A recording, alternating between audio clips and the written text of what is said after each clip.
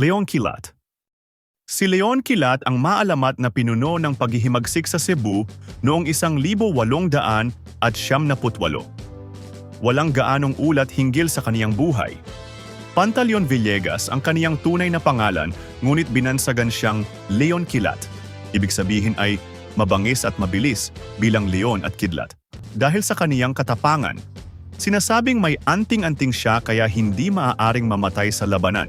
Isinilang siya sa isang angkang magsasaka noong ika-27 Hulyo 1873 sa Bacong Negros Oriental kina Policarpio Villegas at Ursula Soldi. Naging empleyado siya ng isang botika sa Cebu bago mapabilang sa isang sirkus na pag-aari ng isang katipunerong Tagalog. Hindi nagtagal ay napabilang na rin siya sa lihim na samahan. Naging mahalaga ang kaniyang tungkulin sa paglusob ng mga manghihimagsik sa lungsod Cebu noong Abril 1878. Noon pa mang Pebrero ng taong iyon ay nagtatagna ng kilusang revolusyonaryo ang mga Cebuano kaugnay ng himagsikang Filipino.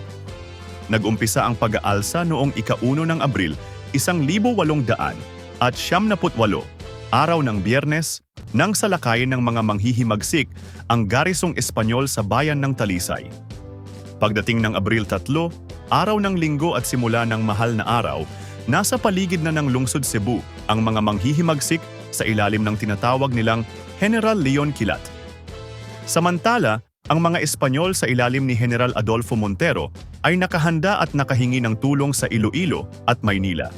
Inihudyat ni Quilat ang paglusob sa hapon ng Abril 3. Bago dumilim ay napaatras nila ang mga Espanyol patungo sa kuta ng San Felipe.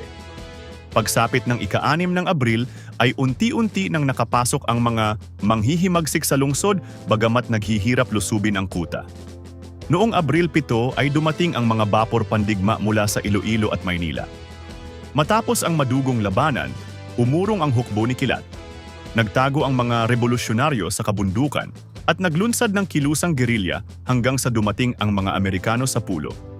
Namatay si Quilat noong ika-8 ng Abril 1878, araw ng Biyernes Santo, sa kamay ng isang nagtaksil na katuwang.